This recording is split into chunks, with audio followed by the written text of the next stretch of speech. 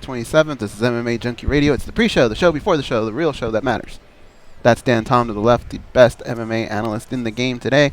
I'm Goes. George is over in an undisclosed location in Enterprise, Las Vegas. We won't tell where that's at. Danny, the world's greatest producer that ever lived, I appreciate that. is Thank in you. New York. Are you happy? This guy's been picky with his intro lately. Ryan Benoit, in studio guest with us today. He's going to help break down the fights, as is Ricky Lundell. He's back. This isn't his first rodeo. You guys know who he is. They're going to help break down the fights, and they're going to turn into co-hosts with us. So it'll be a fun show today. How's everybody doing today? Doing great. Yeah, it's a great day. Feeling good. Woke up with energy. How was that yogurt? In a minute. Man, I had some great yogurt this morning. I go over to Trader Joe's in the morning, and sometimes I get those pretzel yogurt covered Greek yogurt things. Yeah. Man, they are killer. If you guys need a snack, those yogurt covered pretzels. I had a beef with Trader Joe's for the longest time. What could cause a beef between you and Mr. Joe? We used to throw parties all the time, like fight parties. Uh-huh. And there's certain That's things 30. that you're supposed to bring, okay, that you're allowed to bring. But some asshole would always show up with like, hey guys, I got these new Ethiopian pretzels. And it was always like a small bag. You know it's just for him. He didn't bring a lot of it. Or it's Yeah. always like a 6-pack of something weird. But they never bring like something in bulk. How And it's always rude. those Trader Joe guys. So Yeah. I had a beef with them.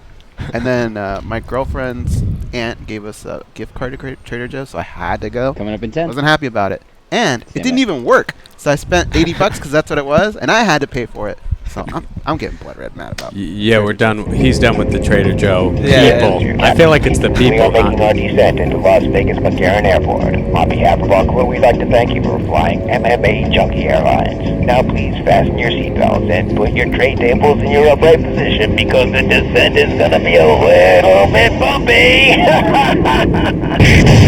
Alright, Junkie Nation, it's time to roll, baby, on MMA Junkie Radio with Gorgeous George and Go. This is what we doing while we do it, baby. All night long, we rollin'! Yeah! The MMA Junkie Radio revolution is upon us. Can you dig it? There's no escape. No escape. Through the vast frontier of cyberspace and through a sea of stars in outer space, One small step for man, one giant leap for mankind. we've solidified our combat communication stranglehold. We are controlling transmission. With the use of MMA Junkie Radio and SiriusXM satellite radio technology, MMA Junkie Radio, commence transmission.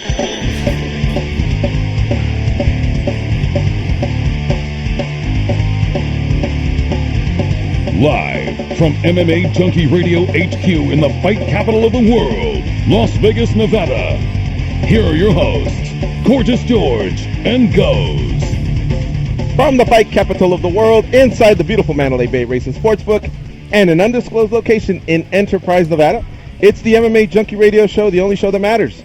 I'm your host, Gorgeous George. With me as always is the devious and dastardly Goes, our ace co-host. Our newest addition, Dan Tom, the best fight analyst in the game, joining us as well. Back east, the best producer in the game, Danny Olkers. Thanks. Now let me introduce our esteemed panel, the real guys that are the stars of the show, not these three numbskulls I just named off. Ricky Lundell, head coach at Bishop Gorman High School, noted Brazilian Jiu-Jitsu practitioner, also head coach to many MMA fighters, and Ryan Benoit, UFC flyweight, who's got a fight coming up actually here in the next few weeks, but he's going to serve as a co-host today. Welcome, guys. How you doing? Doing great. Yeah, we're doing great, George. Thanks for having us. All right, good to see you, Ricky. It's been a while.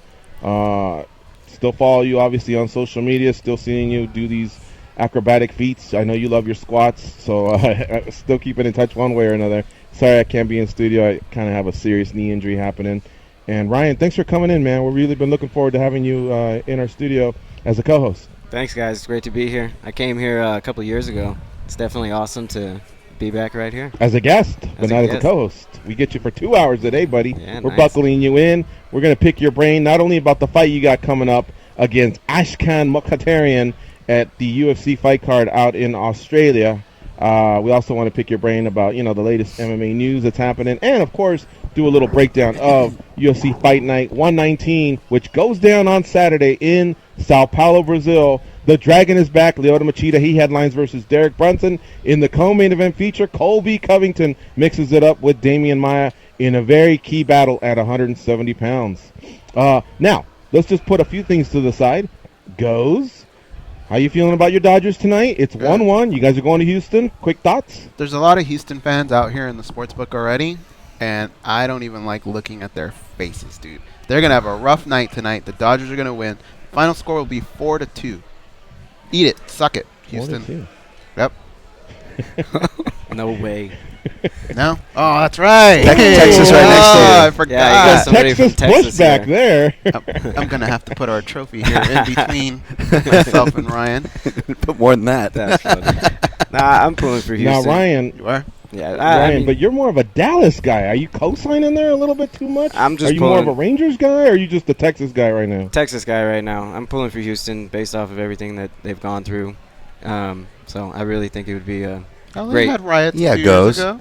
What's that? We've had our problems, too. Over us. Yeah, Got typically earthquake. Dallas and Houston headbutt, but I'm pulling for Houston obviously on this one. All right. Well, we'll see. Somebody's going to have to eat crow tonight. Somebody, this isn't one of those games where they tie or anything like that, like soccer. But they'll go into extra innings. They'll figure it out. All right, so quick update from the guys before we get into some breakdown. Ricky, what's the latest with you? Who are some of the fighters you're working with? Obviously, it looks like you're working with Ryan Benoit. And if anybody takes a peek at your Twitter, at Ricky Lundell, obviously you're featured there versus Carlos Condit. Who are some of the other fighters you've been working with lately? Right now, those are the two guys that I'm really focused on. Gorman Wrestling starting up again, and we got a bunch of kids nationally ranked, so I'm getting those guys ready to go on a national level, and then focusing my time and energy on helping Ryan hit his goals and dreams inside of the UFC, and excited to see Carlos Condit back in the cage. How did you and Ryan cross paths? I know with Condit, you spent a lot of time at Jackson Week, but where did you and Ryan meet? So, Ryan and I met through his manager, actually, Oren. Oren's kind of he's a man on a mission out there. He's always looking to try to help his fighter or people around him get to the next level, and because of that, he kind of sucked me out, and he came in and he sat down with me for a couple hours and kept talking to me about Ryan and what Ryan can do and what he believed in about Ryan, and I was really booked up at the time, as you guys know. Like I was working with so many different fighters at the highest of the UFC, and these guys were getting ready for title fights and contentions, and I just wasn't sure if I had the time right then to invest inside of a new athlete with me, because it takes a lot of time to develop that kind of relationship. You have to you got to spend day in and day out together and get to know each other and learn what makes each other tick. And Oren was like, just meet Ryan. Just take a couple minutes and meet Ryan. And so I was like, all right, we'll sit down and we'll go meet. And it didn't take long for me after I met Ryan to know that Ryan has what it takes to be a UFC champion, and he has what it takes to control people inside that 125-pound division. Ryan has all the skills to do all of those things. But the thing that I saw most in Ryan is he has the mentality. He has that will to win and that work ethic, and that really excited me about him. So it was Oren that got us together, and then from there we fostered our own relationship. Shout out to Oren Hodek. Goes, give him a shout out. Hello, Oren.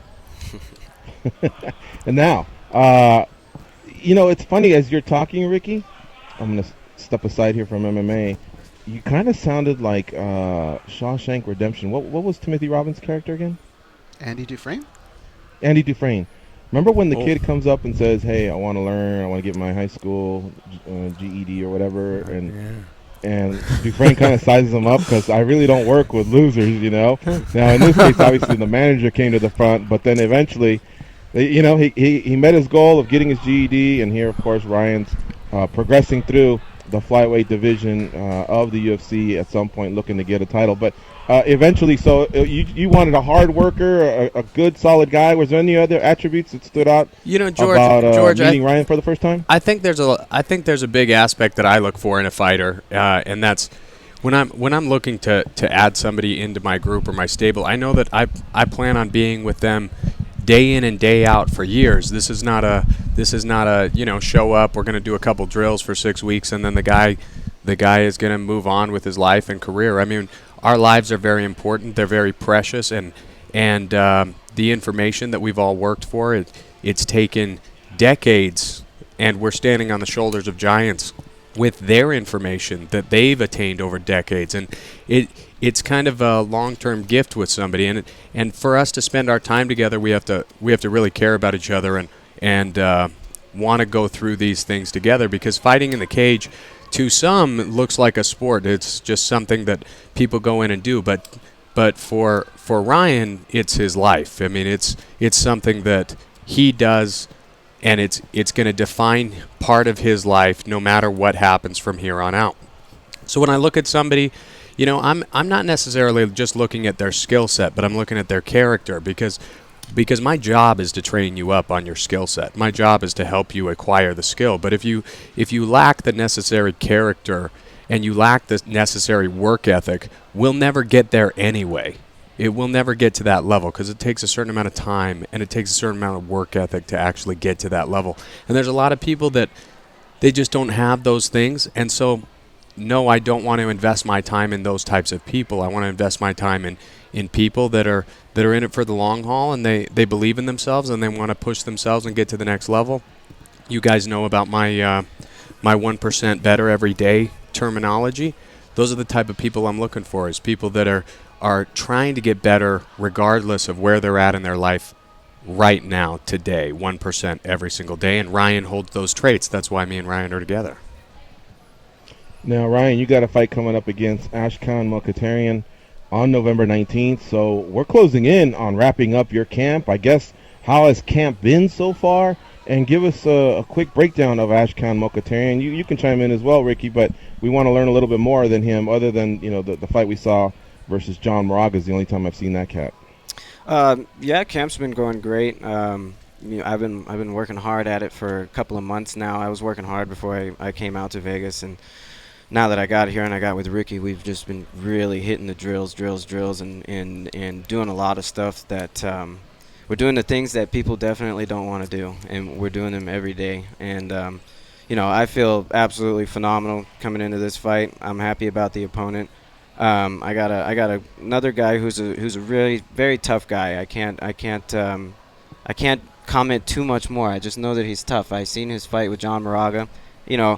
First fight in the UFC, you definitely get those UFC jitters, and things are going to throw you off. So I give him the benefit of the doubt in that situation. But I'm preparing for this guy like he's the best striker on the planet, best grappler on the planet, and I think this is by far the most in shape I've been for a fight. This is the most prepared I've been for a fight mentally. I did something a little different this fight that I kind of haven't done in the past for this long of a time period. Is I stepped away from my family at home, because I've kind of tried to evaluate. Some guys perform better when their family's around them. Some guys perform better when their family's not around them.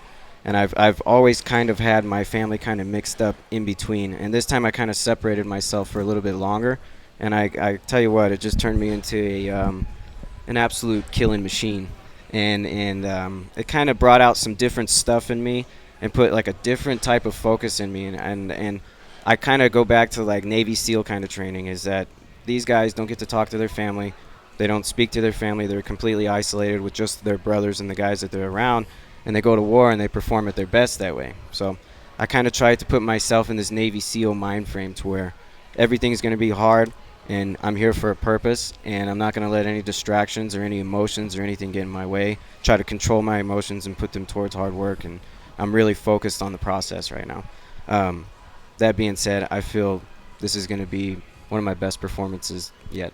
I know that you like to come to Vegas and get a few weeks of training. Definitely. Have you gotten closer to maybe making a full move to Vegas? Do you like it that much? Oh yeah, I've been talking to my wife about this for the past couple of weeks, and we're kind of at a situation to where we can kind of make that decision. I just wanted to make sure that we're not going to make a transition in the middle of things. I don't want to pick up my life and move our life over to Vegas, and then I got to focus on a fight coming up in 2 months or 3 months or whatever. I want to make sure that I have a clean plate before I start piling a bunch of stuff on. But definitely my goal is to get out to Vegas. And when you do that, if it happens, is there going to be a specific place that you go, or are you going to be one of these guys that kind of just gets a piece of everything? I mean, I'm sitting right here with Ricky. I don't plan on going anywhere else. Ricky's been my coach for about a year and a half now, and we've really clicked well, and we've experienced victories together. We've experienced defeats together. We've had enough time to kind of work on ourselves and realize what we're good at, what we're bad at, and what we can work on, what we can fix, and where we can go from there. And that's something that I've kind of never had. Mm-hmm. I've come from a very traditional fighting type of gym, and so to come out here and to experience Las Vegas and the fight world out here, it's totally changed up from where I'm from. Dallas is a great MMA city, but it's not necessarily, we have the Dallas Mavericks, we have the Dallas Cowboys, we have the Texas Rangers, we have everything. Let me Google those teams up real quick while you do that. Who are they? I'll help you out, guys. The Mavericks are a 1-5 NBA team. Okay. They had started off with 4 losses in a row, and they finally won one, and then they're back after one game winning streak. They decided that was enough, and so they lost last night to the Grizzlies.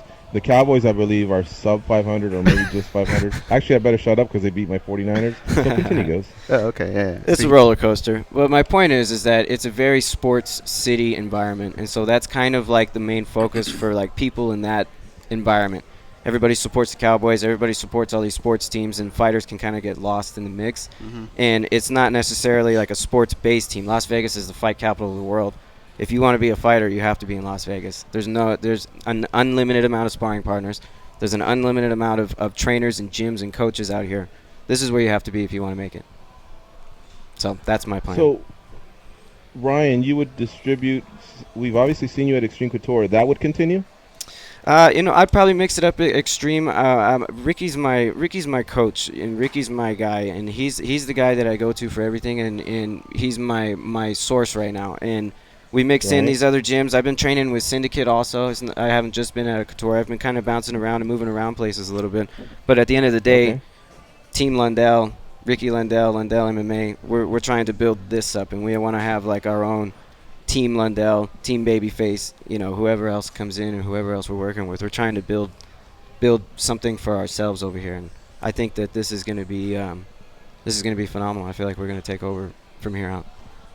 What about the UFC PI? Do you spend time in there? Oh, yeah. I live in that place, man. Oh, okay. Yeah. Very cool. All right. Yeah. I'm there all the time. You can't get enough of that. I mean, you get all the free food, all the free physical therapy, gym, everything. I mean, that place is phenomenal. I've been spending a ton of time over there. And, Ricky, as far as I know, again, we haven't caught up in a while. You had a new gym just off of the 15. Is that still going, or have you relocated, or no? You so working at Bishop Gorman? Now I'm spending most of our time out of Bishop Gorman and then UFC PI. I mean the facility and everything. It just makes it so awesome that they're putting something together for us where we can use their facilities. I mean, they clean it, keep it up to par, make sure all the equipment's set up. I don't think it can get much better than that when you're talking about training somewhere, because we can just walk in, do our work, and then get out. It's a great situation, and we really appreciate the UFC for setting that up for us. Snacks are nice too. The snacks are nice, and there's nonstop. There's protein drinks, and obviously the weightlifting area doesn't suck. I mean, there's a lot of great things going on over there. Yeah. Very cool. All right, and Ryan, one last thing here. By the time you fight, it'll almost be a year since your last fight.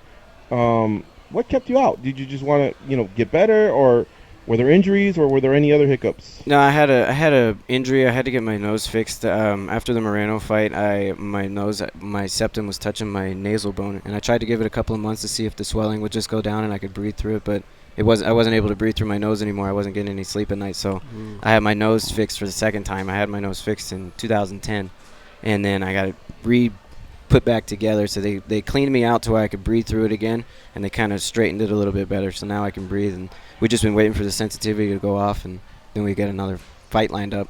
So that's the only thing. I mean, otherwise, I mean, like, if I can get through this fight in November, I want to fight again in December if I can, or January. I want to keep this like routine going. I don't want to step out of Vegas. I want to stay here, and I want to keep making money here. So for 2 months, you had to sleep with your mouth open? Man, longer than that. Did you wake up with like a sore throat every time and dude, all that? I'm talking. I've had 8 surgeries since I started fighting. Nose surgery is by far the most painful because it's like you can't eat anything, you can't smell anything, you can't sleep, you can't wipe your face off. I mean, taking a shower, even if water hits it, the sensitivity is just on your nose, on the outside, on everything, because it's like even if you flinch a little bit and you squint your face, you'll feel something. What happens if you sneeze? So sneezing must suck, right? I mean, I don't know. I don't even remember if I had to sneeze, but if I had to sneeze, I was trying everything to keep that sucker in there. Is this the one where they pull out the gauze and it just keeps coming out and coming out? Bill Baroni said that was like the worst thing that's ever happened. They don't use gauze anymore. They use these splints, and the splints are probably about that long. And I posted a video on Instagram of when I had them taken out when I was laying on my back, and they just pull them out nice and slow for you. And then when they pull it out, it's all full of blood. But it actually feels like, it actually kind of burns for the first like week or two to get used to that cold air. But your nose? Kind of, I guess. Yeah. It's horrible, man. I mean, nose surgery is like the worst. I've had everything. I've had my cheekbone repaired. I've torn biceps. I've broken my hands. I've done everything. My nose was like, God, that was the worst. So if you... Well, I may stand to argue with you on that one because I tore my patellar tendon about 6 weeks ago, and that is not fun because although you can't smell, I can't walk. Where's that at? Yeah, I guess it's what covers your kneecap. Oh, exactly. That whole patellar tendon covers the whole kneecap, and it connects to your quad at the top. How on earth did you do that? I'm at Goze's mercy, my girlfriend's mercy, in case I want to go somewhere. Basically, I've been a hermit the last 6 weeks. Otherwise, I'd be in studio with you guys, but I still feel for you, brother. I mean, that sucks what you went through, and now obviously you got this fight coming up, and hopefully we can have one of those years in 2018 where you peel off 3 or 4 in a row. God, that's what I'm running, man. I'm running. I feel like I'm gonna run through this fight. I'm gonna run through whoever they give me next, and I'm making a race to the top. I'm tired of having these long layoffs in between. I'm tired of waiting. I'm tired of sitting around watching guys train, and I want to be in there. I want to be in the mix constantly. I want to be in the rankings. I want to be one of those top guys, man. I'm tired of kind of sitting in the spot that I'm at. I'm ready to go now. Now that I got I got a different group. I got a different amount of like positivity. I have all these skills. I just needed to harness them and push them in the correct direction, and that's where I'm running now. So let me ask you a question here. This goes to fighter and coach. We'll start off with the fighter. Ryan, do you have Demetrius Johnson with a big bullseye on him? Is the focus I'm beating that guy, or do you just go fight by fight and work off that plan, that type of game plan? And I guess I'll let Ricky answer after that. Because I know a lot of fighters, they gun for the top one, others take it fight by fight. Yeah, 100% fight by fight. I'm not gunning for top of the charts right now. I'm gunning for Ashkan right now, and I put all my focus in him. I'm not really looking at much different than Ashkan. I see Demetrius is doing great, phenomenal things, and he's the king right now. But he's not just the king of my division. He's the king of like MMA right now, in my opinion. There's nobody that can not many people. I don't know if there's far behind him for title. Yeah, who's got the best title defense now? Pound? I mean, like whoever's the champ might be next. She might be next, right? Joanna. She might have the next.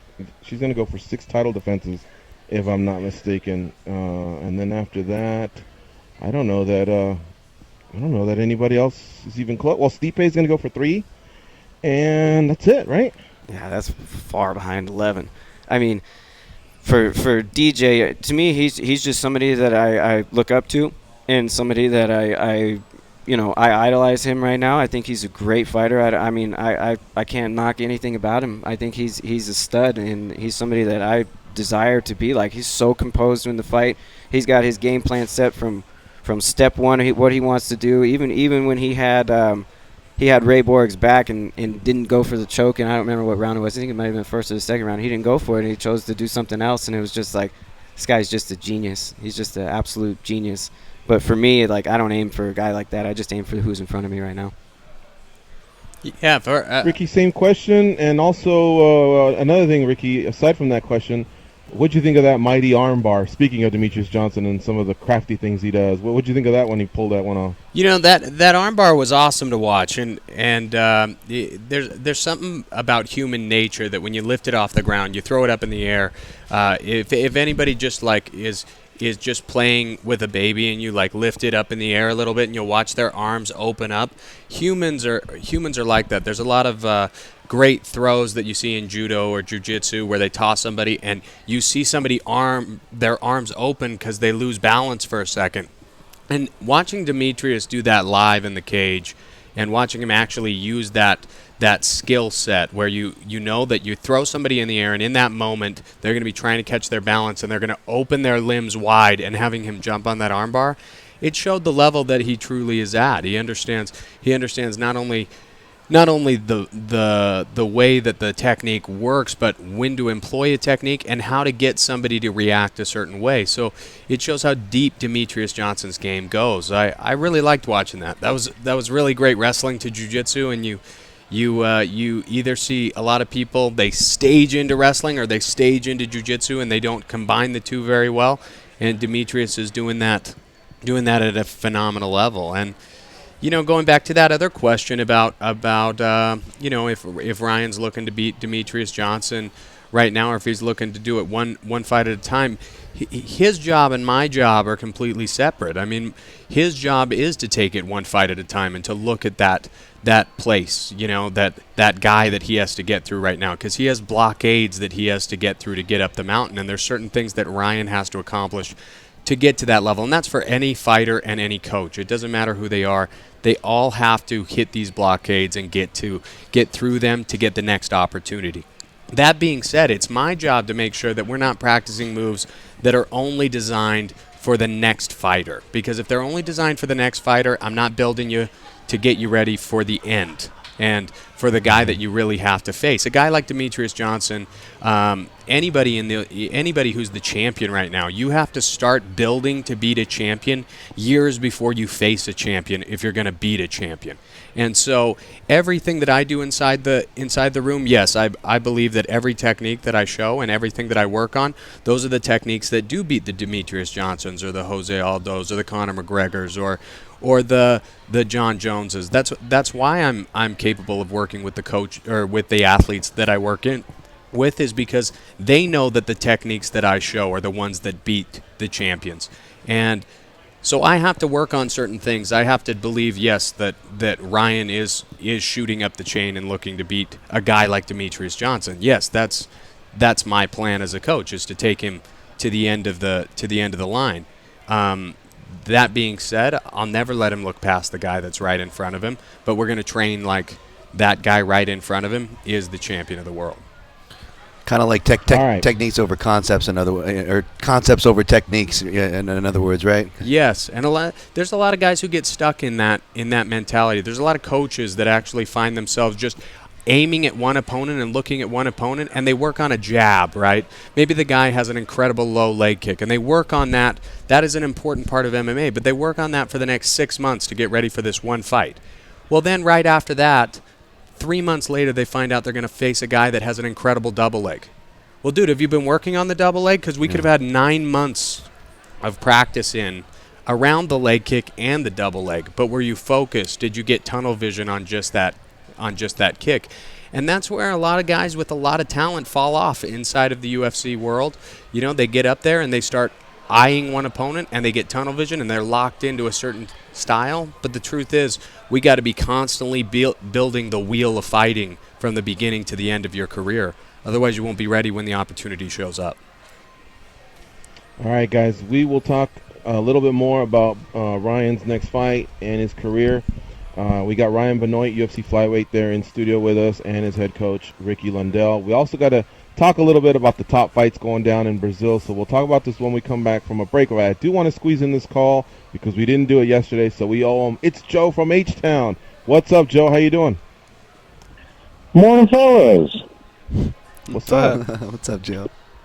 Hey, how about that game? Did you, Ryan or Ricky, did you guys watch that Houston Dodgers game the other night? Nah, I didn't catch it. I just heard Houston won, yeah? The one that won now. 1-1. Houston's strong, and now that it's 1-1, I got a little bet with goes going, but I want to know if I could change the bet goes. How about if the Astros win, you have to respond to my text within 5 minutes for 1 year. For 1 year? I don't know if I want to do something like that, man. All right. What happens if you lose?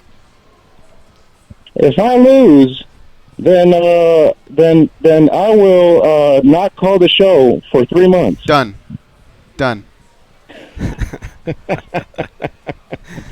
You just made a big mistake, my friend. Now, before I go, I just want to know, Ricky and Ryan, what are some of your favorite MMA media guys? And good luck, Ryan and Ricky. Keep up the good work there.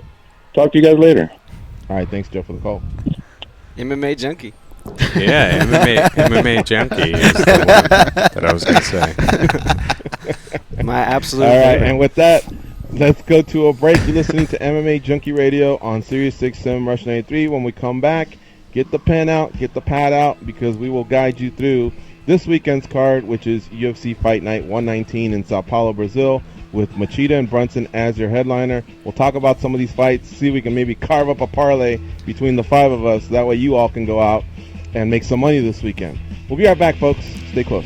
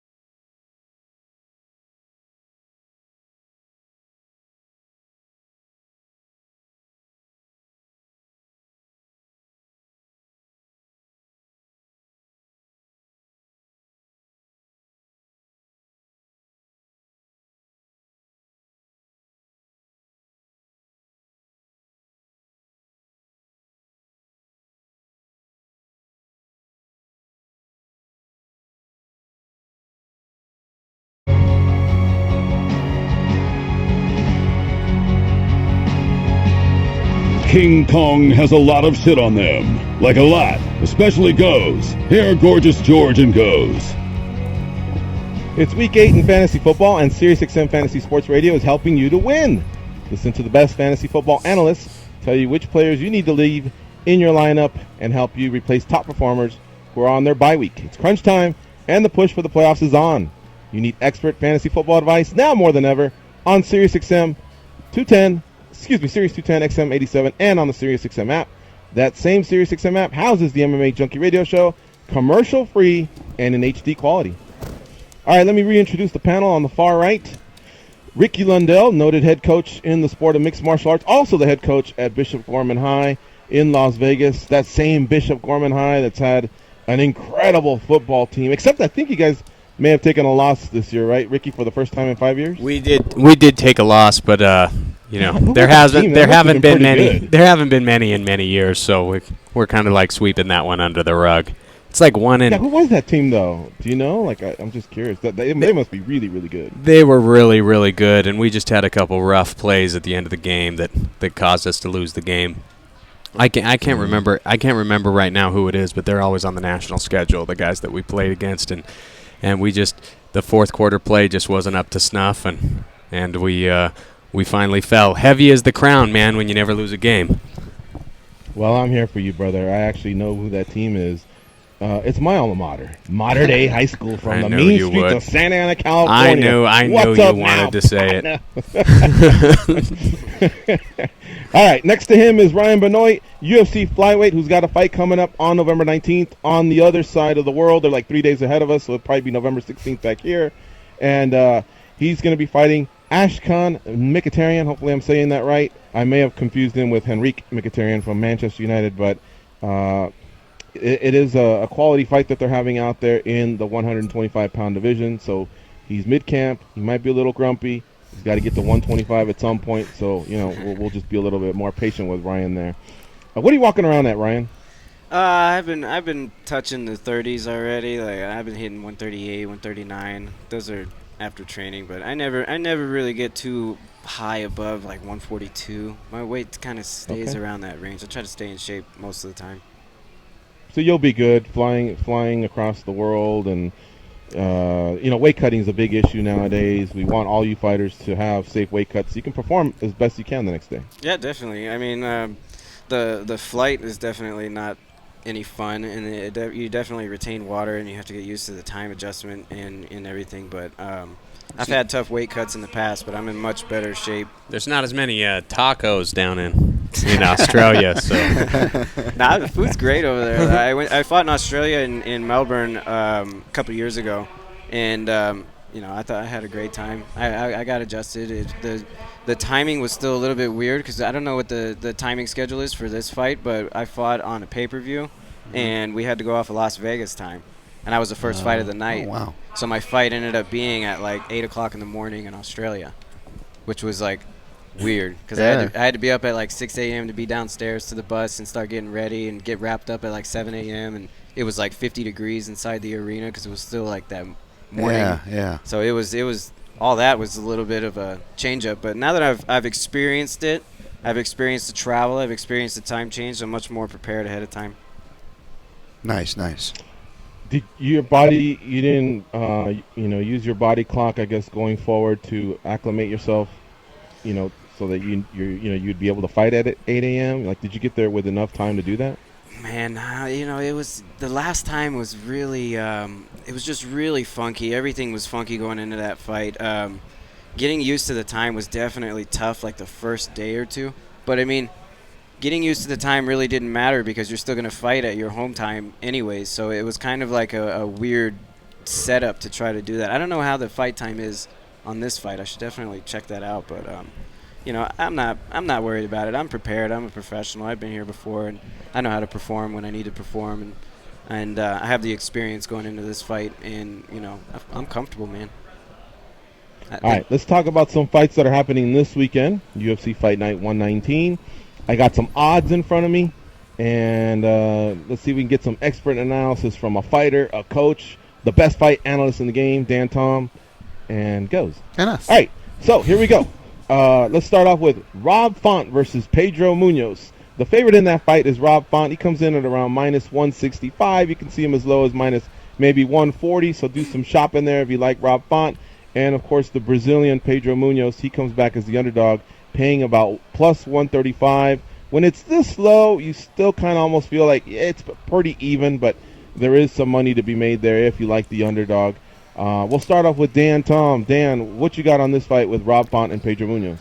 Man, I ended up liking Font a lot in this fight, which is kind of crazy to say because on paper, you look at Pedro Munoz as the guy with more paths to victory. You know, he's not just a Brazilian, jiu-jitsu black belt, but he's accomplished in and out of the gi.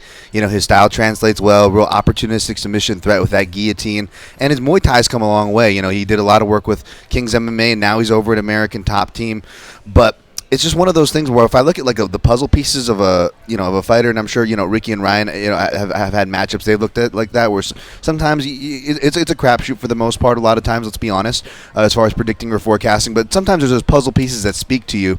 And I noticed that Munoz he really reverts strongly to the shell defense and really dips in. And traditionally, I mean, on paper, these fights aren't fought on paper, obviously, but traditionally that defense lends itself to body shots, uppercuts, and those are Rob Font's money makers. He loves those. He's a long guy. He's going to have about 5 or 6 reach advantage out there, a good height advantage, and more importantly, Rob, I think he's going to have the speed and footwork advantage. I think it's going to make the shot opportunities for Munoz not as much. And Munoz is a guy who mainly gets his stuff from more of a snap down front headlock or catching a kick. Stuff that Rob Font, doesn't really give too much. His kicks are pretty well placed. His posture is pretty good. So I see Font kind of having his way out there, which is kind of crazy to say because Munoz is so talented. But that's my take. All right, Goes. Who do you like, the American or the Brazilian? I'm leaning more towards the American. I did go back and forth. I feel like Rob is improving from fight to fight a little bit more than Pedro has. Pedro's kind of hit a little bit of a standstill, in my opinion. But I think it's a fight that two guys could either sit in the pocket and be very technical, or you're going to see two Energizer Bunnies. And I think the Energizer Bunnies are what's going to come out. And it's going to come down to scrambles, and I have Rob winning these scrambles. So I'm going to go with Rob Font. All right, Rob Font for Goes, Rob Font for Dan Tom. Let's move over to Ryan Benoit, UFC flyweight. Who do you like in this fight? I when I first glanced at it, I was like, oh, Pedro Munoz. But now after hearing you guys' reviews, I'm kind of like 50-50 on it. Who has more experience in the UFC? Does anybody know? They have the same record, ironically, I think. Same record. Yeah, and they're ranked 12 and 13, so that's a very close fight. I'm still going to go with Pedro Munoz. I like the Brazilian. I think he's tough. I feel like he has more experience. I'm in the UFC, than Rob Font. Yeah. But Rob also trades with Delagrati. Does he train with? Yeah. I believe he trains with Mark Delagrati. Yes. So he's going to have some sharp Muay Thai. He's going to have some sharp kicks. I feel like one of those kicks might get him in trouble and get him taken down and put on his back. And I think if Pedro gets on top of him, I think he's going to kind of go to work on him. But at the same time, if he can prevent that and keep him off of him and use that Muay Thai and use his sharpness, then I think he takes the fight. But I'm gonna go with Pedro on this one. Ricky Lundell, who do you like? I'm going with Rob Font as well as the other two. The other two are the best analyst. I got to go about that. I don't know about that. George keeps saying it. George keeps saying it. So it's gold now. George, I paid you, but I didn't pay you that much, man. Come on, stop. No, I'm just kidding. I think when you look at a fight like this, when they're so closely matched this way, I look at a couple other aspects of the fight. Number one, Font has the longer reach, which is going to help the fight stay standing a little bit longer. He can keep it at a longer range. He also lands more strikes per minute, and I think that will play into the game as well. They're 135-pounders, so yeah, there are a lot of submissions inside of that division, but they're difficult to get to. I mean, you have an American guy who's been training with the likes of Delagrati, and Delagrati does a really good job at bringing around phenomenal jiu-jitsu players to go with his guys to make sure that his guys don't get submitted and they can do their work on their feet. I think it's gonna end up being Rob Font, and I think he's gonna try to keep it on the feet the most of the time. All right, so we got 3 guys for Rob Font. Ryan Benoit has Pedro Munoz. I don't want to leave Ryan on an island. The Brazilians really excel at like home turf, home crowd, home field, home arena advantage, whatever you want to call it.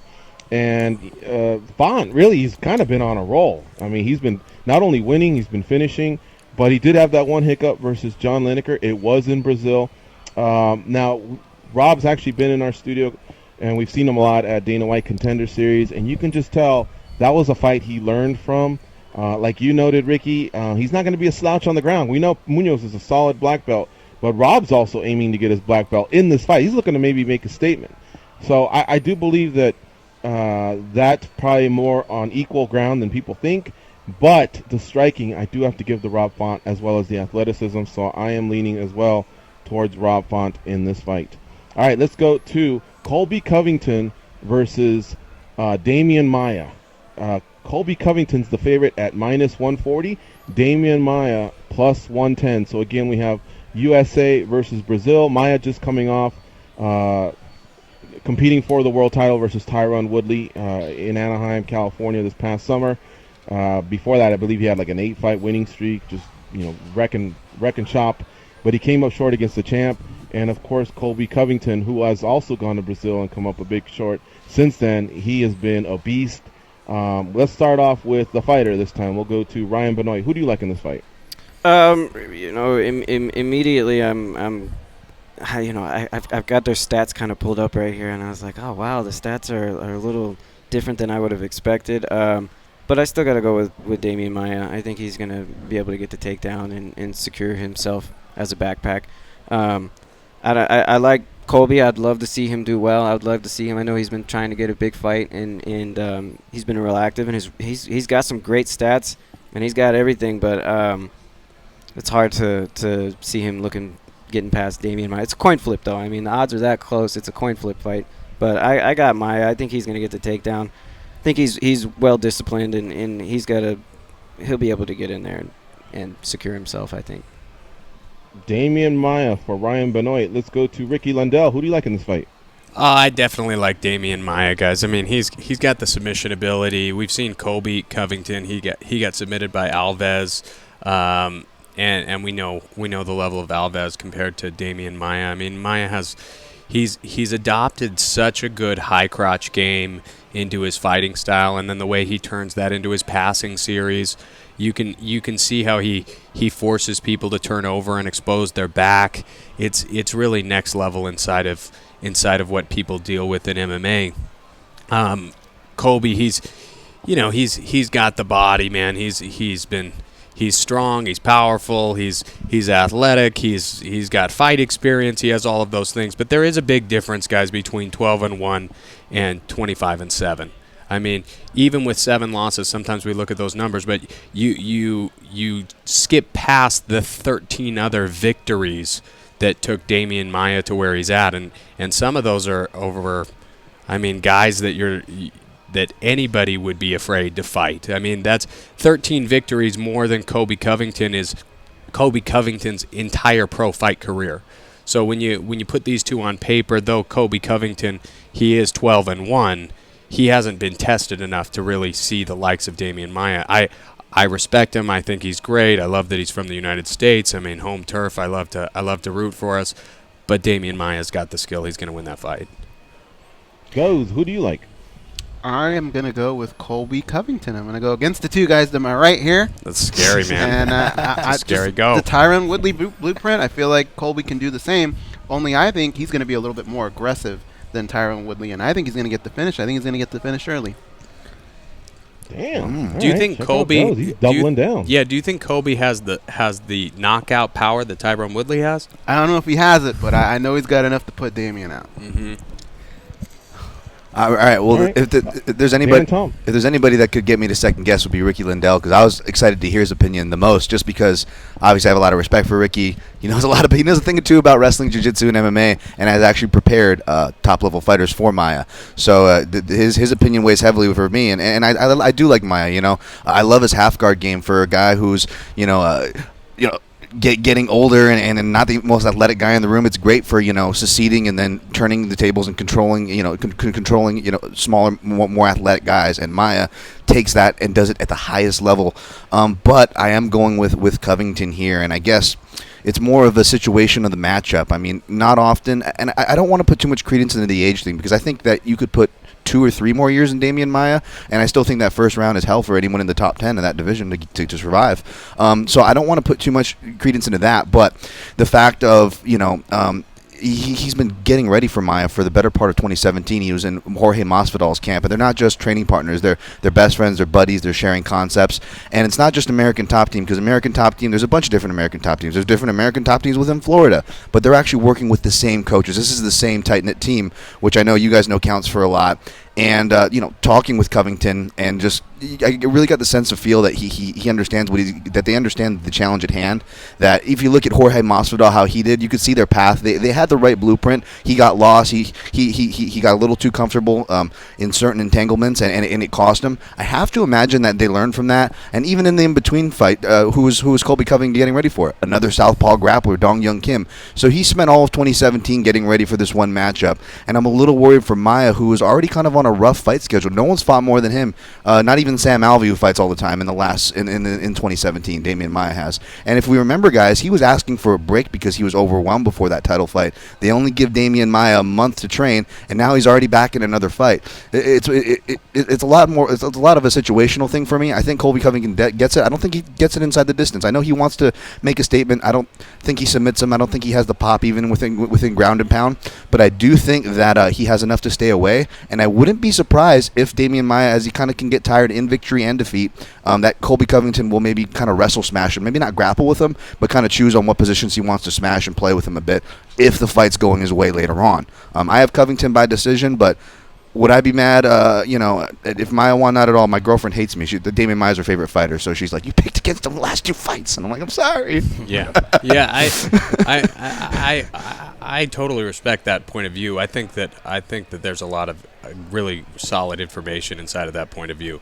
I mean, there's a lot of good stuff there. The thing I think about a Damian Maia that's so incredible, guys, is that he's got an intangible. It's something that can't be trained for, and it's something that can't be seen. When he actually locks positions, people are surprised. It feels like barbed wire, like grabbing onto you. It's something that, like, you can watch the high crotch from the outside, or watch his backpack control, or watch his body triangle, and it's like, oh yeah, I know what he's doing right there. He's body triangling. I'm like, okay, let's just stay out of that.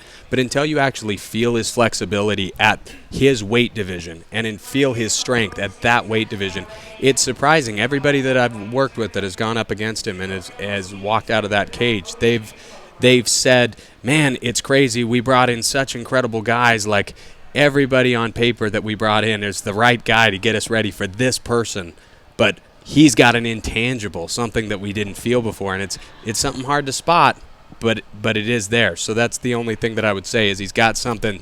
There's something secret inside. It's inside of him that you can't match just with another partner. 100%. I'm glad you brought up the strength thing, because lest we forget, before MMA, he was making his name obviously in grappling, but not just in grappling. I mean, Damian Maia was the guy that was triangle arm barring heavyweights, for fun. I mean, he was used to that weight. So when hearing that he went back down to welterweight originally when he did it years ago, I was like, oh my goodness, he's bringing that to welterweight. Yeah, how can you fall down to 170 pounds? It's unbelievable. Yeah. Let me jump in real fast, guys. We got to take one more break. You're listening to MMA Junkie Radio on Sirius XM Rush 93. We're breaking down UFC Fight Night 119. We'll be right back. I'll give my prediction on Colby Covington versus Damian Maia, your co-main event this weekend on Fox Sports 1. Stay close, folks. We'll be right back.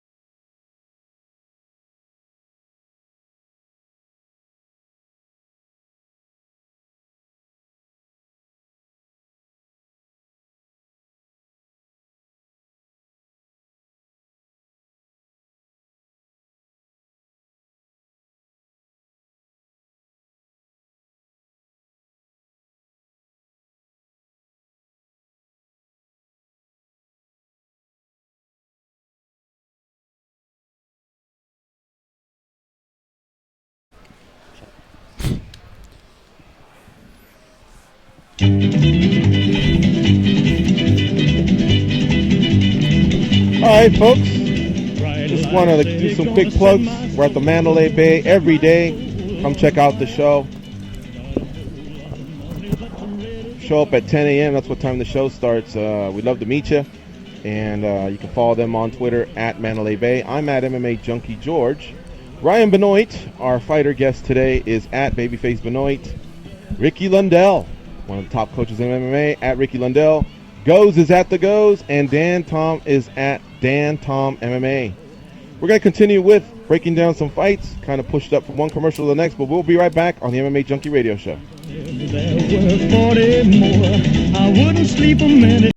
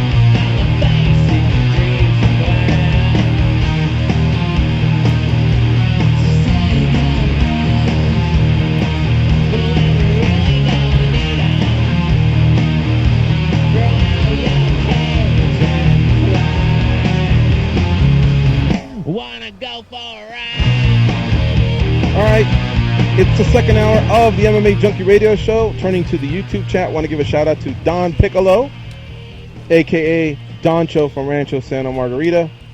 Also, Christoph Ozuls, he's saying Damian by decision, Lyoto by submission, third round. So he's handing in some of his predictions. And Arthur Morgan, who was listening earlier to our discussion, he says Demetrius Johnson is the GOAT. Human Moron is also in the YouTube chat. He says, happy Friday, Don and everybody else. All right, folks, we're going to continue here with our breakdown of UFC Fight Night 119. We're focusing on some of the matchups that are on the main card that feature some of the more popular fighters. I don't know how far down we'll make it because we still have to talk to Abel Trujillo and Ovince Preux later on in the show. But let's continue. The guys have already given their predictions. We have Ricky and Ryan going with Damian Maia. Goes and Dan are going with Colby Covington. I will be joining Dan and Goes. I'm also going with Colby Covington. I think what helped a lot was actually his close teammate, George Masvidal, fighting and seeing his successes and where he came up short. You guys, between the four of you, you guys have been awesome. Honestly, you've touched on everything I kind of wanted to, so I'll just pick a few things, but I just think George had a good game plan. He went to the well too many times. I mean, how many times do you actually want to have your back taken and have a body triangle apply and fight, 2-to-1 hands just to make it to the end of the round? I liked a little bit more of what Tyron Woodley did, and that's let's just wrestle. Let's do some sprawling and brawling. Let's use some underhooks. Let's throw some hands, because although Maia has obviously evolved his striking, and so has Colby Covington, they both come from ground specialties. I just think Colby will be fresher and he'll be the more effective striker towards the end. Maia tends to have a strong first round. First 2.5 minutes of that second round, he's still a beast, and then all of a sudden that gas tank goes from like 90 to 60 to 45, and he just doesn't seem to close. So we'll see what Colby Covington can implement. I think he can take a little bit from both of those game plans to get the win on Saturday. But where I disagree with Goes is, although I think Colby will win, I think it'll be a decision. I don't think it'll be a boring fight by any stretch of the imagination, because for one, the crowd's really going to be into it. I think there's going to be a fond appreciation for what these guys do, because I think Maia will find a way to get the fight to the ground. Whether it's him getting taken down or Colby Covington taking him down and then Maia maybe sleeping, I think there'll be some great action on the ground. So I think the crowd will be into it, and I think the fight will deliver. Either way, I think Colby gets his hand raised. Colby Covington for me. All right, let's go to the main event, and then if we have time, we'll work our way back down. Lyoto Machida comes back after 2.5 years. He will be facing Derek Brunson in the main event. The favorite in this fight is Derek Brunson, the American, coming in at around 160, maybe as low as 145 if you want to do some shopping out there.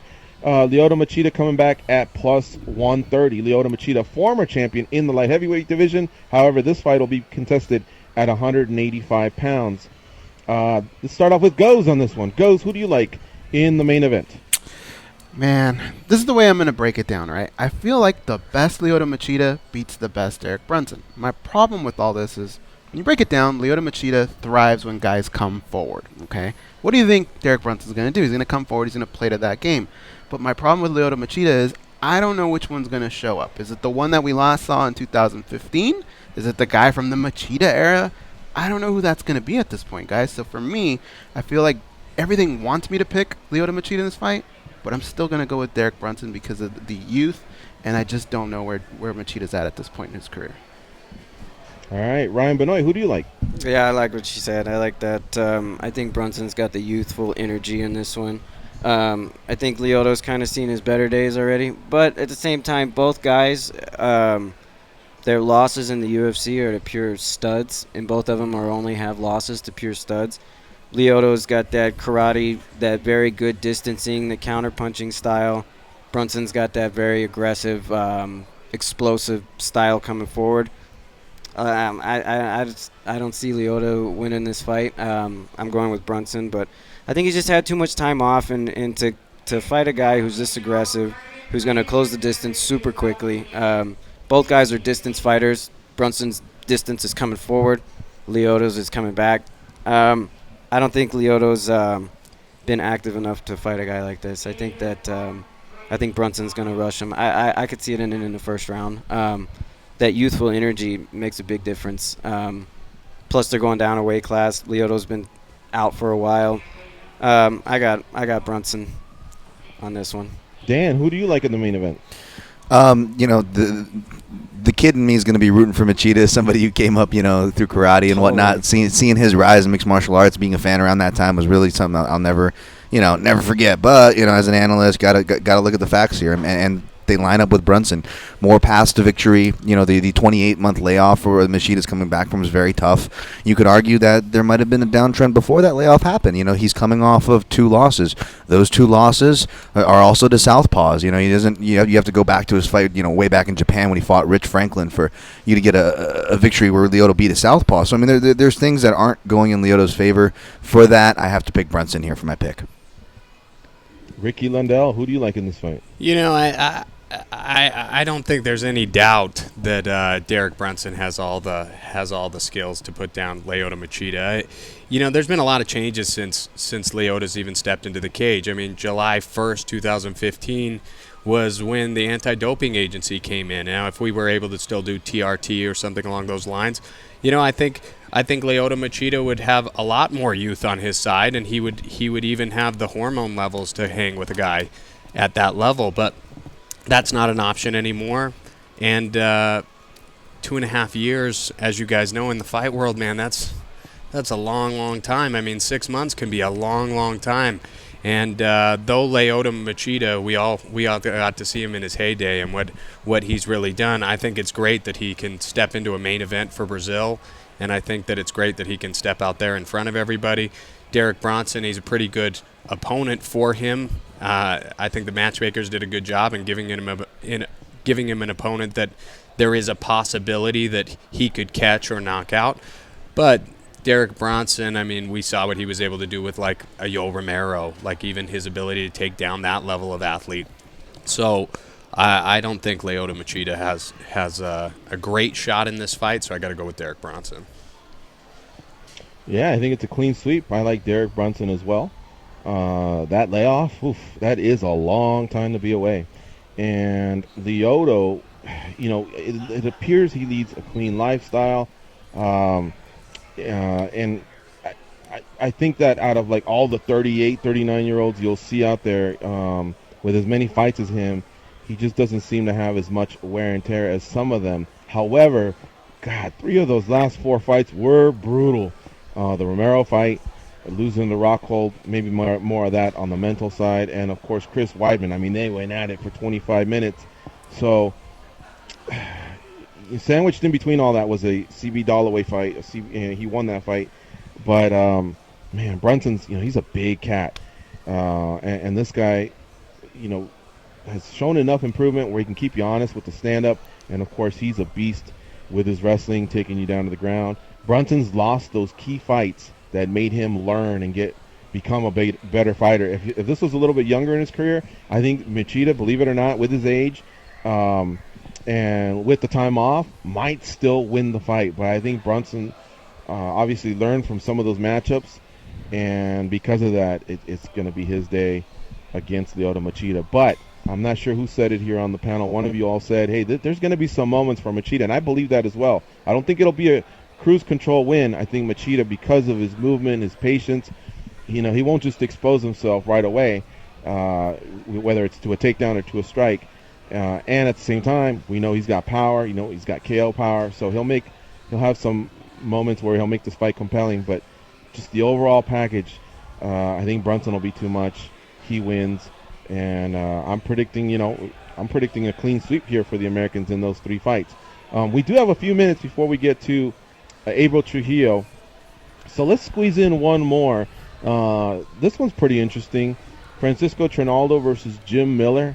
I mean, these guys have been around for a minute, and I'm not saying that it's a loser leave town match, but what I am saying, I think it's one of those fights where you know that the guy that doesn't win, that's probably you're on a downhill towards in terms of winning a title. Not that you're out, your career's over, or anything like that, but in terms of like real title aspirations or just being on these main cards going forward, this could be it. These guys have been around for a while. They've had their great wins, but some tough losses.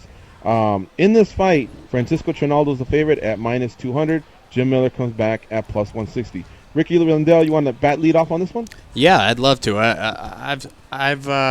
I've trained people against Jim Miller, and I'll tell you, when you look at Jim Miller as a fighter, when he steps into the cage, he's got the heart of a lion. The guy never stops fighting. He's got all the skills behind him. His jiu-jitsu is incredible. That being said, because he relies mostly on the submission, and he's got great submission game, but he relies mostly on the submission. I believe Trinaldo has the ability to stop his submissions and to be able to strike with him, and so I have to go with Trinaldo in this fight. I also think Trinaldo, when you look at him on his victories and getting out there, I mean, he did lose that last one to Kevin Lee, right? Mm-hmm. Right. But Kevin Lee was looking really great that fight. I mean, I think Kevin Lee had one of the fights of his life, but I think Trinaldo is going to be able to do it, and inside of his hometown. I think Jim Miller's kind of stepping into a little bit of fire over there. All right. Let's go with Goes next. When I look at these two guys, they look like two guys from different weight classes. And I just feel like for Jim Miller to be successful, like Ricky said, he's got to get a hold of him. And I think when he does, Trinaldo's just going to just shove him right off. I mean, the guy is massive. There's so much wear and tear on poor Jim Miller at this point that as rounds go by, it's going to be even harder for him to get his game plan to work. So if he's going to have any success, it's going to be early. But I think Trinaldo has the experience to stay out of trouble. And I think it's going to become a little bit of sprawl and brawl. And then I think Trinaldo's going to take over and possibly get a stoppage in this fight. All right, Ryan Benoit, who do you like? When I first glanced at it, I'm pulling for Jim Miller. This guy's been through war several times. He's battered. He's bruised. He's been beat up. He's beat people up. I think Francisco Trinaldo is going to take it, though. I think he's just fighting a little bit of a worn-out Jim Miller at this point. I think if this had been a couple years ago, I would pick Jim Miller. I think he's a banger. I like Jim Miller. I like his elbows. I love this fight with Joe Lozon. Yeah. That was just that was a great fight. That was a great fight. It was an absolute war. It turned me into a big fan of Jim. I was a big fan before, but after that, I was like, oh, wow. That being said, I mean, fights like that can really hurt your career, and they can really take years off of your life, and they can psychologically they can get into you. Those are fights that people love to see, and they love to say, I'd love to be in a fight like that. But when you're in a fight like that, it's not as fun as it seems. That being said, I think those have kind of taken the best Jim Miller chipped a little bit off of him, and I'm going to go with Trinaldo on this one. I think he's got a reach. Both guys have really long have a long reach for their size, though, which is interesting. But I got Trinaldo on this. I think that his hometown is going to pump him up. I think that he's going to be aggressive, and I think this is probably my pick for fight of the night. If not, the other fight I was looking at was Chito Vera and John Lineker. That's an awesome fight. But that's gonna be a great fight too. I think between those two, this is one of those two is going to be fight of the night. I think these guys are going to go to war. I think Trinaldo is going to come out on top. I would like to see Jim Miller win, though. Yeah, damn, you guys all went Trinaldo. We've yet to hear Dan's prediction, but I'll go next. I'm going to go with Jim Miller, and I'll tell you why. And I'm feeling everything you guys are saying. Like, that is a lot of wear and tear, not just on Jim Miller, on Trinaldo as well, but especially Jim Miller. He has gone through, even in fights that he's won, gone through a lot. But the one thing I've noticed with Trinaldo is the ones that some of the fighters that do have a strong base in wrestling have given him some trouble. Kevin Lee, Michael Chiesa. He got submitted by the German kid as well. What was his name? Hallman, I think. Anyway, now he has also had his fair share of runs. He had like a 7-fight win streak before losing to Kevin Lee. But Miller's got a motor on him. Age, wear and tear or not, even if you put that to side, he's got a motor on him. He does commit to his wrestling and his jiu-jitsu. He's solid black belt, very well respected. So, if he can wear down Trinaldo, I think it can maybe either squeak out a decision or maybe a late submission. We'll have to see. And granted, in between then, he's just got to avoid the strikes from what's really a solid kickboxer, a champion kickboxer in Trinaldo. So it's a race, to who can implement their game plan. But I'm going to go with Jim Miller, man. I think all that experience has to count for something. And I don't know how Trinaldo is going to come off that loss to Kevin Lee. I mean, that's got to be a tough one to take. So I'm going to side with Jim Miller on this one. Dan, Tom, who do you have? I don't want to leave you on an island because not only is the lightweight division my favorite division of all time, and Jim Miller's one of my favorite fighters of all time, man. He's a quintessential just southpaw scrapper. Love those inside elbows that Ryan was talking about. And here's a kind of a fun stat. Jim Miller, kind of the reason why maybe a lot of us are on Trinaldo, Jim Miller 1-6 against UFC southpaws. Francisco Trinaldo 4-2. That doesn't always mean everything, but there's just kind of something to take into account. Those southpaw versus southpaw matchups are always funny because as a southpaw, tell you, Orthodox aren't the only people that hate southpaws. Southpaws hate southpaws too because we all predicate our game on Orthodox fighters. That being said, both these guys, they're going to go in there and scrap. They're veterans. They know what they're in for. But Ricky was talking about the Jim Miller ground game. I equate it to a kid in a candy store. Like, he just can't help himself. And unfortunately for Jim, it's costed him more than not in his fights. You look at his fight with Benson Henderson when he was on the big winning streak at the time before Tony Ferguson set the record. Jim Miller was on the record, lost that record to Benson Henderson, just could not. I think he had mono that fight, neither here nor there, but he kept going for submissions and losing position over it. Cost him the fight. And against Trinaldo, a guy has heavy ground and pound, brown belt in Brazilian Jiu-Jitsu himself.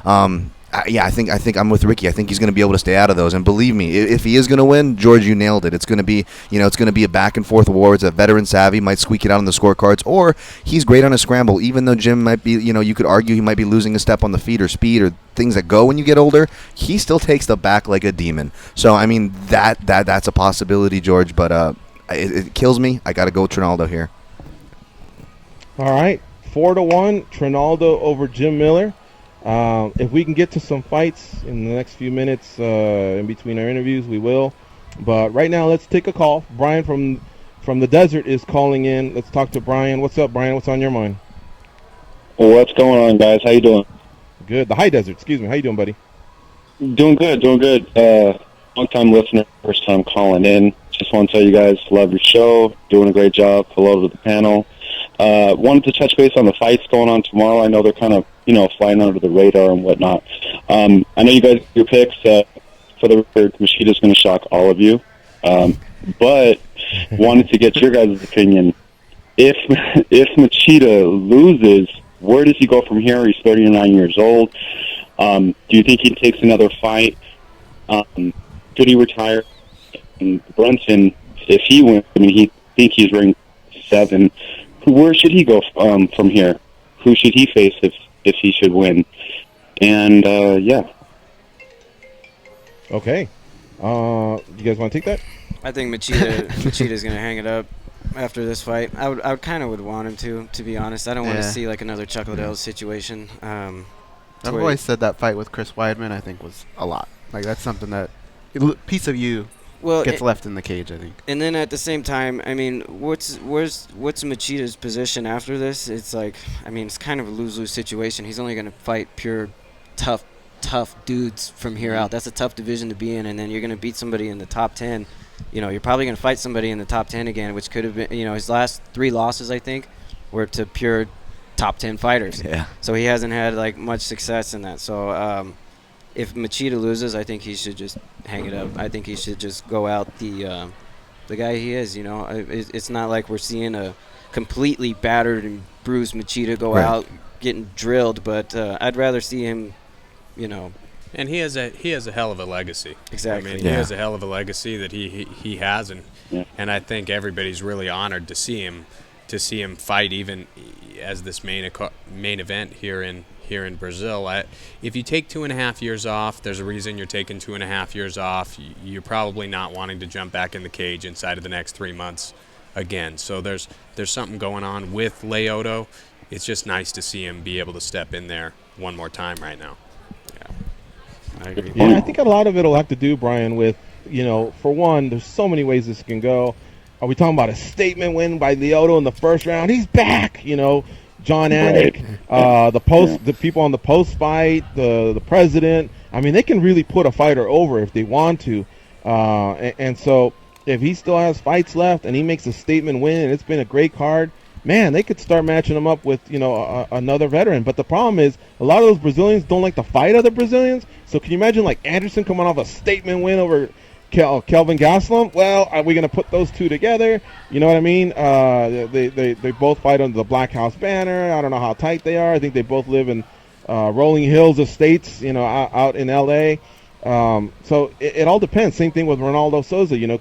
Could you match him up with that name? Now that Musasi's kind of out, and now that GSP might be in, there's so many different directions that middleweight could go.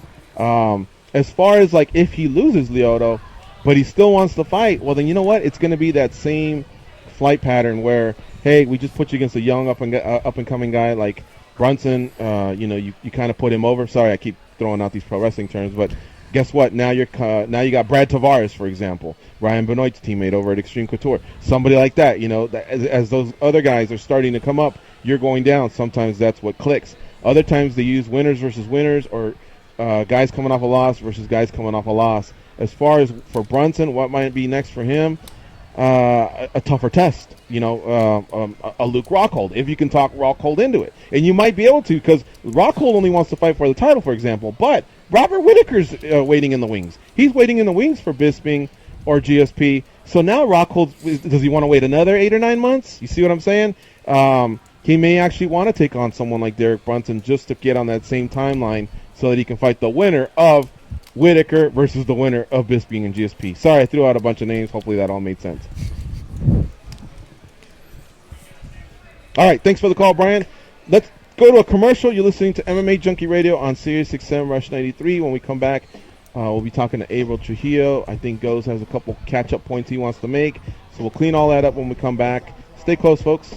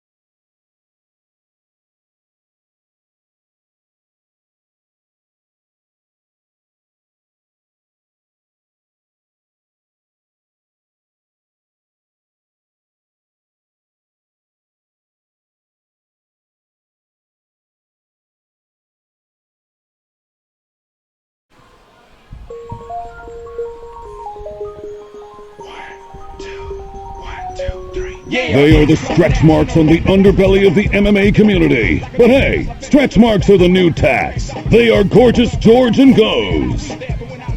SiriusXM has your chance to win a trip to the UK to see Billy Joel live at Old Trafford Football Ground, home of Manchester United.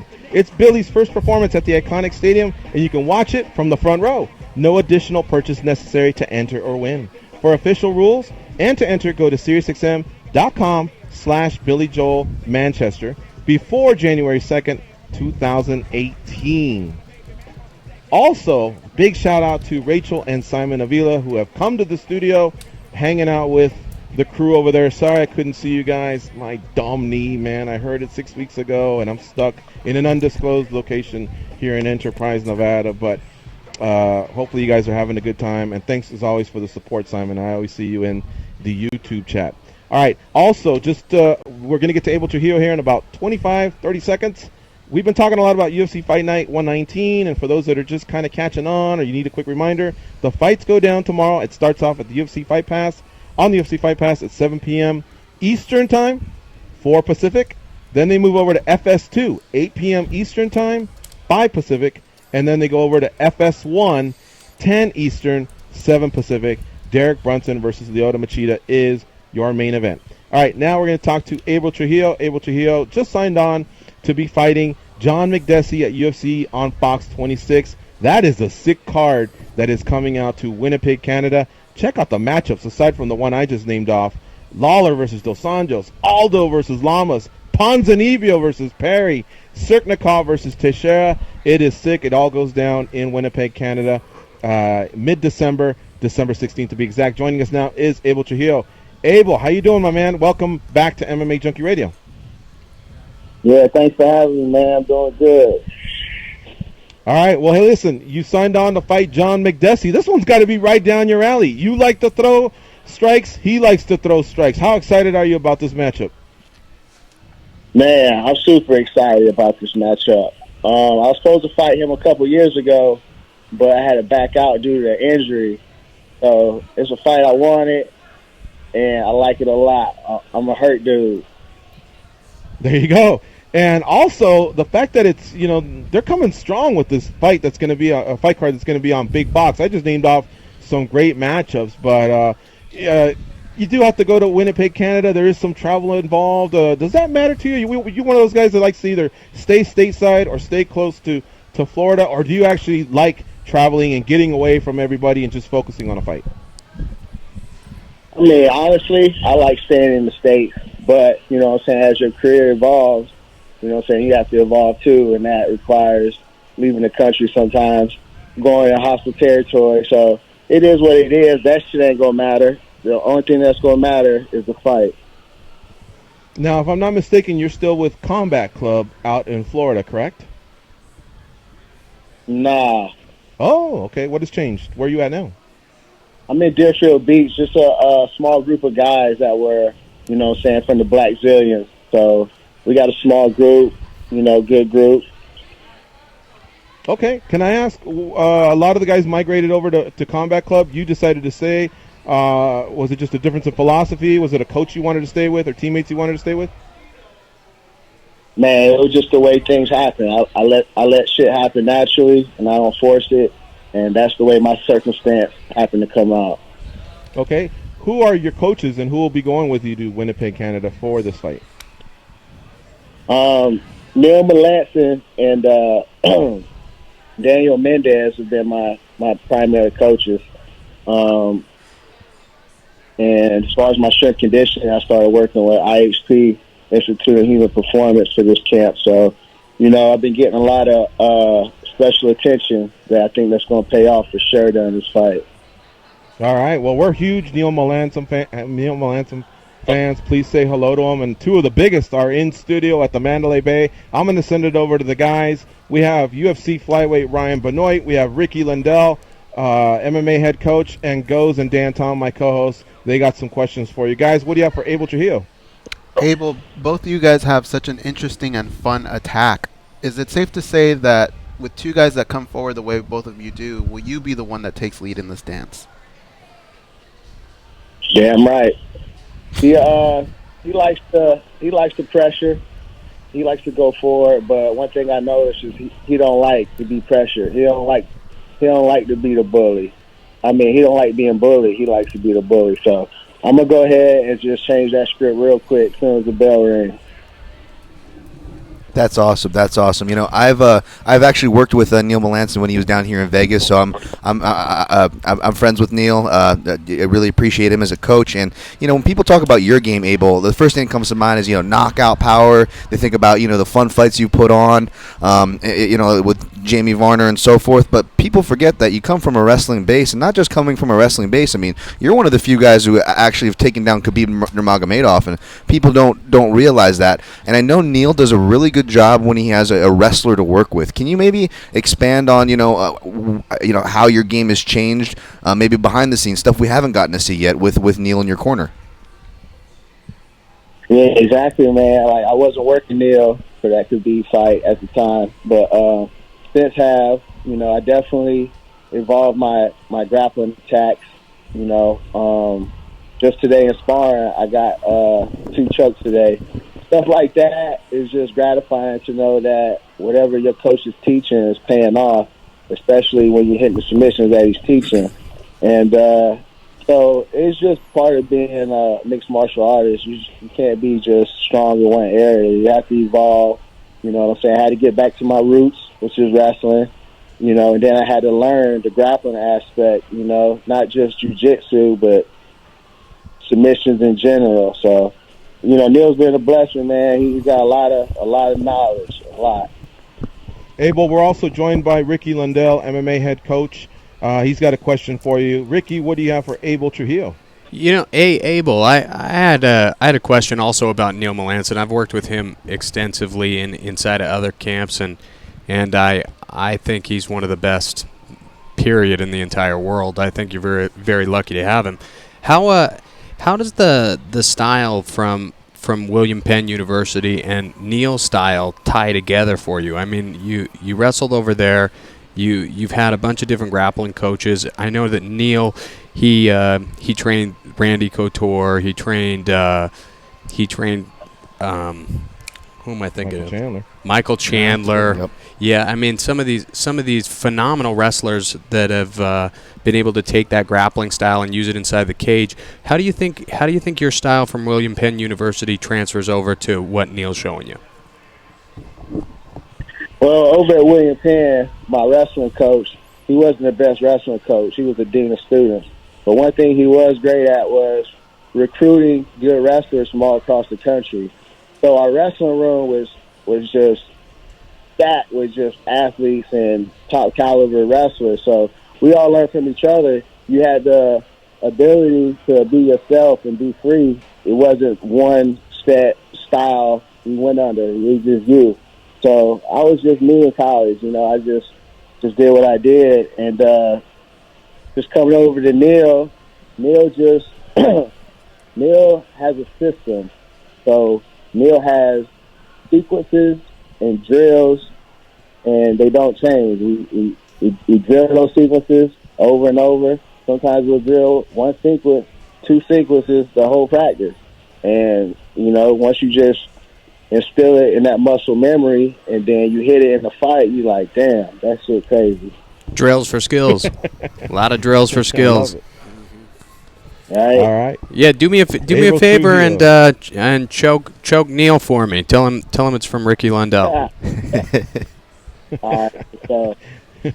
All right, Abel, we gotta let you go here. Thanks for the time, but please let us know, man, what's going down on December 16th. You and John McDexie, are you all about predictions? Let's hear it. When does this fight end?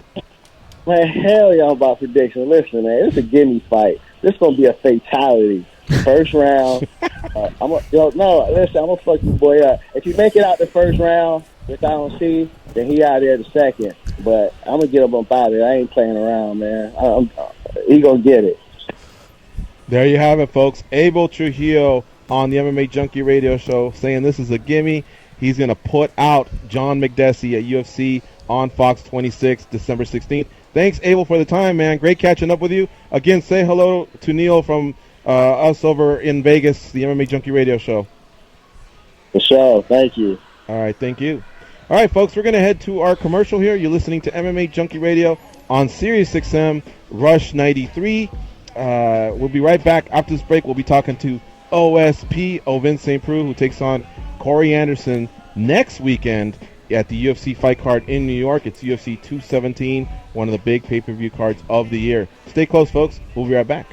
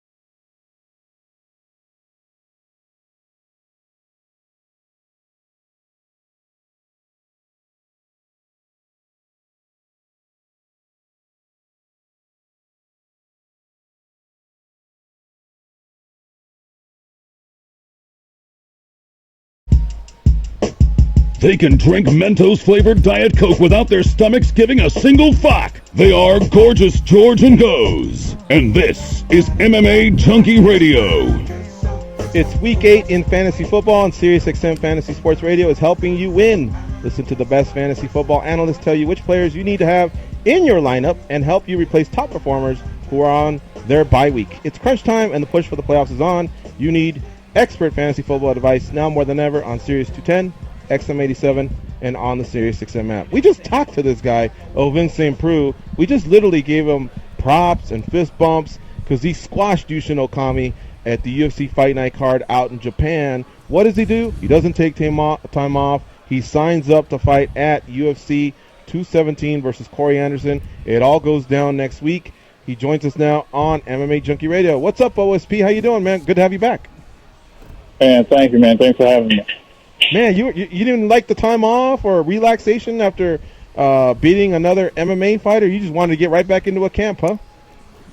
Well, not necessarily right away, but I kind of, had my wisdom tooth pulled out. Was home for about a week and a half. Came back up, and when I found out Patrick Cummings was out, I had a feeling my coach was going to give me a call. So when you start looking up and down the 205 division, everybody had fights. And, pretty much I was like, I woke up one morning, I was like, I know I'm going to get a phone call. Mm-hmm. Lo and behold, get a phone call. And once I got the phone call, the opportunity is right there, and why not take it? So I just went ahead and take it. I feel good. I've been training, and my body feels amazing. So we just went ahead and took the fight. Yeah, I'll tell you what, man. It is a little bit of a roll of the dice. It's not the most ideal situation, but so many fighters have gained a lot of steam when they can fight, fight after fight. Sometimes a quick turnaround as well. You just take an upkick in popularity, and of course the promotion's loving you. So anyway, as far as I'm just curious about when you were done fighting Yushin Okami and you flew back to Japan. What did your weight get up to, and was that even a concern? Did your weight even get to a high number because of the quick turnaround?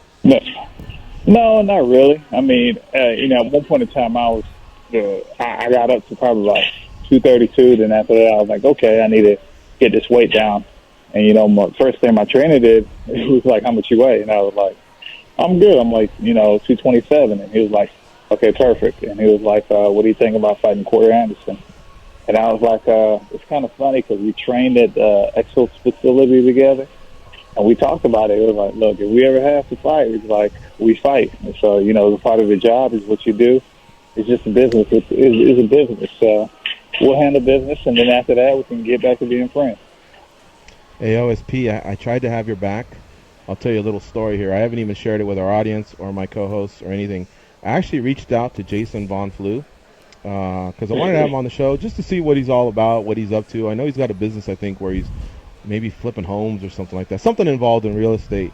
But one of the things I wanted to ask him was, does he still watch the game?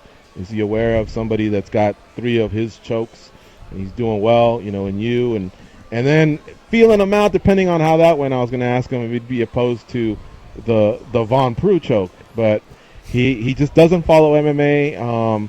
He wasn't really too talkative via text, so I wasn't able to do that for you, but I was going to try and go to bat on your behalf. I don't know if you've ever been able to get a hold of him or if you've ever heard anything, but those 3 chokes, hopefully at least he has respect for somebody that's, kind of taking his choke to your type of level.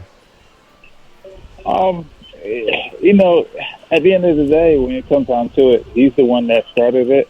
Yeah. And, a lot of people look at it and be like, hey, I don't know how you get caught in that. Jiu-Jitsu 101. I was like, I tell people, you literally can't pull your arm out. Once your arm gets stuck, you can't pull it out. Mm-hmm. So, I remember watching it a while back, and that's like one of the first things I ever learned. When you're a wrestler, you can take a shot, and when you can defend that shot, and when they defend that shot, or somebody pulls guard in the guillotine, especially the side mount, a lot of guys won't let go of the head. For some reason, they think they can transition to something else. It's there. Yeah. I take it, and he came up with it, which is pretty good. Us personally in the gym, we've been trying to. We pretty much get it from everywhere. And pretty much anywhere you can think of, we can get it from that position. All right, let me send it over to the boys at the Mandalay Bay. Of course, Goes and Dan Tom, my co-host, but we're also joined by Ryan Benoit, UFC flyweight, and Ricky Lundell, noted MMA coach. So we have a full panel over there. All right, guys, what do you have for OSP? OSP, you talked about feeling great, your body feels phenomenal. And, I mean, we all know you have that background in college wrestling, college football, which probably means you had an extensive high school football. Amount that with MMA and the training that it does to your body. Where do you feel physically right now in regards to your prime? Is that where you feel like you're in right now, or have you not even reached that yet? And I don't even think I reached my prime yet. It's just a simple fact where, you know, I push myself day in and day out. But this past, I say, 5 to 6 months, I've been pushing myself to another limit, and I still got room to grow within that. Coming from a football background, the only thing I had to worry about is, being explosive for anywhere from 5 to 8 seconds. And once I do that, I'm going to be perfectly fine. And, you get a 30-second rest. With mixed martial arts, you can't do that. It's kind of scary sometimes when, I'm with the guys in the gym, and it can be overwhelming when a certain pressure starts and that same pressure continues for the whole entire 5 minutes or for the whole entire, duration of the of our training session. And not only it makes you feel good, and the guys in the gym, they don't necessarily like it, because every time I'm rolling with somebody, it's like, okay, did you get stronger? I'm like, no, I'm pretty much the same strength. I might be a little stronger than I was, but my pressure is constant, so I'm able to do that, and eventually you'll break. OSP, I guess I have a two-part question here. I'm looking at your record, and we've seen you a lot recently. In fact, this will be your 4th appearance of 2017, and if you go back into arguably 12 to 13 months, you're almost, going to be fighting 5 times in 1 year when you step in to face Corey Anderson. So I guess my two-part question off of that is, one, does this mean Christmas time is going to be nice because you're getting all this done before the holidays? You get to relax. Maybe friends and family at OSP, are a bit happier this time of year. And then two, how does that, with what you can share, how does that equate to your contract time? How many more fights, until it's time to talk about that? Because as you know, in your division, it doesn't take a lot to when you're in a big matchup. And sometimes when the contract turnover goes along with a big matchup, some nice things can happen. Is there any plans for the future as far as that regard, or you just want to take a break after all these fights? Man, to be honest, like, the way I think about it is, is when you don't have a fight coming up, that's when you put yourself in a situation where you start getting comfortable. That's where a lot of guys end up falling out. And, if I can take fights on a regular, and if I'm feeling healthy and I'm good, I'm going to go ahead and do that. I've done it before. I remember taking 3 fights in a period of 7 weeks when I was at Strikeforce. And, I mean, my body is able to handle it. I know what I can do.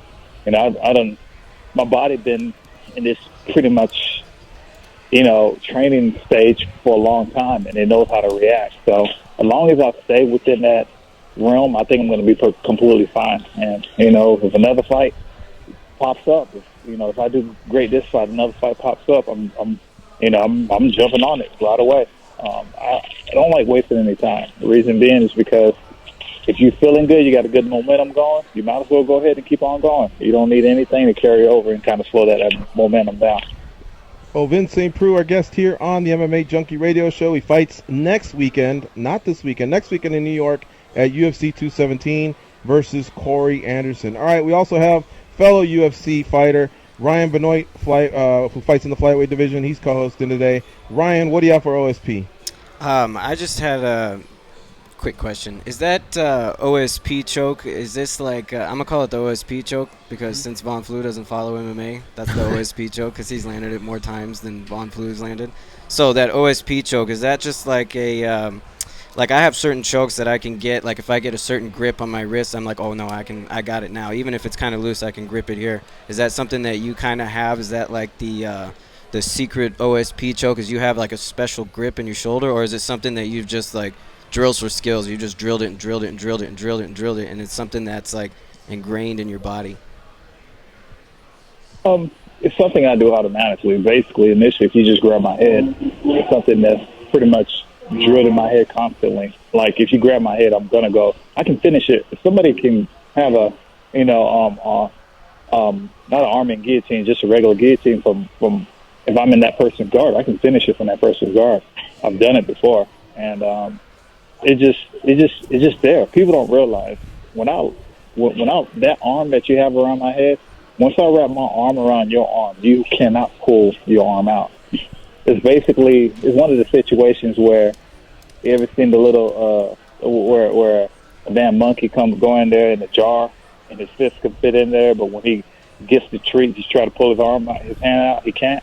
You can't pull your arm out, and especially with gloves on, you definitely can't pull it out. Yeah. So it's just something that I've been doing since day one, and with mixed martial arts, if you've been doing a particular move since day one, after a while, it just becomes embedded in your head. Just completely automatic. As soon as it's there, you go. I'm guessing it's from years and years of drilling. That's awesome. That's what I'm working on my drills for skills right now. There you go. All right, one last question from Ricky Lundell. Also, sorry, Ryan, to cut you off there. I thought you were done, but Ricky Lundell, I think, has a question as well. Yeah, OSP. I was just wondering, when you're working with other guys, if you show this move to other guys in your camp, are other guys able to be as successful with it as you are, or are you kind of the sole guy in the camp that's really locking that move in? No, it's crazy. Everybody in the gym does it. Like, when people know it's coming, like especially guys in the gym, like I give them a hard time. I give them a hard time if I pull it off on one of my teammates. I'll give them a hard time just for the simple fact where, like, you knew better than that. Why did you do that? Just for the simple fact that, like, when you lock it in, there's nothing you can do. But anybody that wants to, pretty much I'm an open book. Anybody that want to know anything, any little thing that I have that's sneaky, I'm going to give it out. It's just point blank. Mixed martial arts is a sport that's evolving, and which every year you're going to see some type of new move that comes out, and you want to know something. You go, how do you do this? How do you do this? And you're like, okay, this is what I do when I'm in a certain situation. That doesn't mean that you have to do it, but this is what I do. If you like it, you can take it. If you don't, you can pass it along or whatever. There you have it, folks. One of the best at 205 pounds. It's OSP, Ovince Preux. He fights Corey Anderson next week. OSP, thanks for making some time for us. I know you got to get in there. I think you got a chamber to enter now for the next hour or so, if I'm not mistaken. So we'll cut it short. But thanks for the time as always, buddy. Thank you. Thanks for having me, fellas. All right. See ya.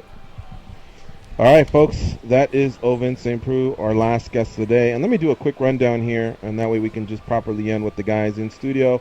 Thanks to all of our guests this week: Alexander Shlemenko, Andre Feely, Brian Caraway, who visited the studio, James Vick, Mike Dolce, who visited the studio, Gerald Harris, Steven Seiler, Lance Palmer, Dustin Poirier, and of course today being joined via the phone by Abel Trujillo and Ovince Preux, and our two co-hosts for the day, Ricky Lundell and Ryan Benoit.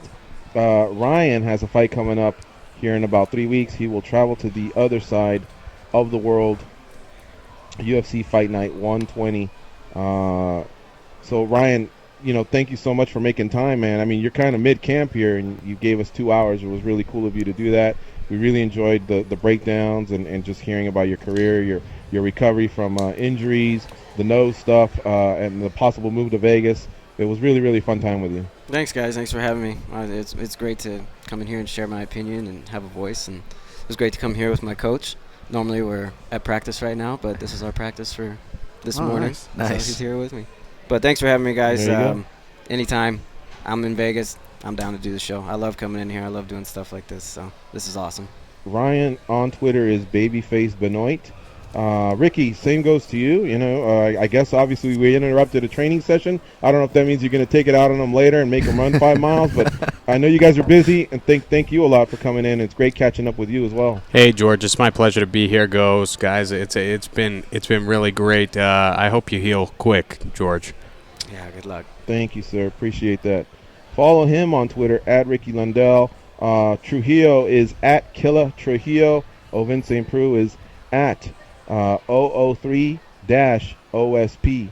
Guys, it's been a lot of fun here doing the breakdowns. Let me go over the picks one more time in case any of you changed your mind last minute. We all went with Rob Font, with the exception of Ryan Benoit. He's going with Pedro Munoz. Ricky and Ryan have Damian Maya. The rest of us, Dan, Goes, and I have Colby Covington. Everybody's got Derek Brunson. Nobody's giving the poor Dragon a shot there. I have Jim Miller, and everybody else has Francisco Trinaldo. You went with Trinaldo there, right, Danton? Yeah, I did. All right. So really, I guess the big ones were Trinaldo. That's a 4-1. Brunson 5-0, 5-0. Colby and Maya's too close, but Rob Font was a 4-1. So that might be the 3-team parlay, the Junkie Radio 3-team parlay of the week. Rob Font, Derek Brunson, Francisco Trinaldo. I'll put it into the parlay calculator, and we'll see what that pays out. Follow us on Twitter at MMA Junkie Radio, and I'll tell you what $100 pays if you guys want to dabble in that. We got to get out of here. Tonight is Game 3 of the World Series, LA versus Houston. So I know Goes is panicking, and not even. Thanks to Danny Otto for an outstanding job for lunch. We'll see you all next week with another edition of MMA Junkie Radio. Be champions.